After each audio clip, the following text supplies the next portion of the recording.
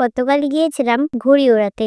এর আগে স্বর্ণাও আমি কেউই ঘুড়ি উড়াইনি, তাই কাকু যখন বলল ঘুড়ি বানিয়ে দেবে শুনে আমরা খুব খুশি হয়েছিলাম। দুদিন আগেই আমরা ঘুড়ি বানিয়ে রেখেছিলাম, কিন্তু গত দুদিন বৃষ্টির কারণে ঘুড়ি উড়াতে পারিনি।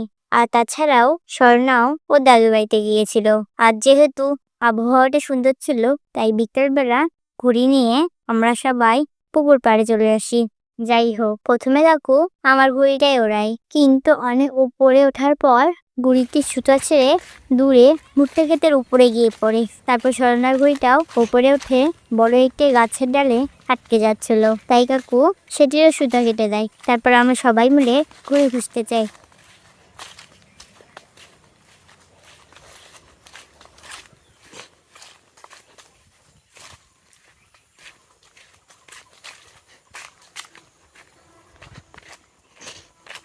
অনেক খোঁজার পর আমরা দুটো ঘুড়ি পেয়ে যাই। বাড়ি ফেরার পথে আম খেতে গিয়ে স্বর্ণার দাঁত নড়ে যায়। স্বর্ণা তো প্রচন্ড ভয় পাচ্ছিল। তারপর বাড়ি ফিরে ওর বাবা সুতা দিয়ে স্বর্ণার গাল উঠিয়ে যায়।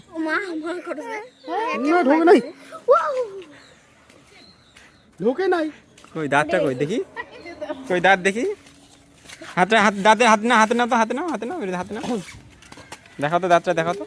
হ্যাঁ দেখি, দেখো দেখো।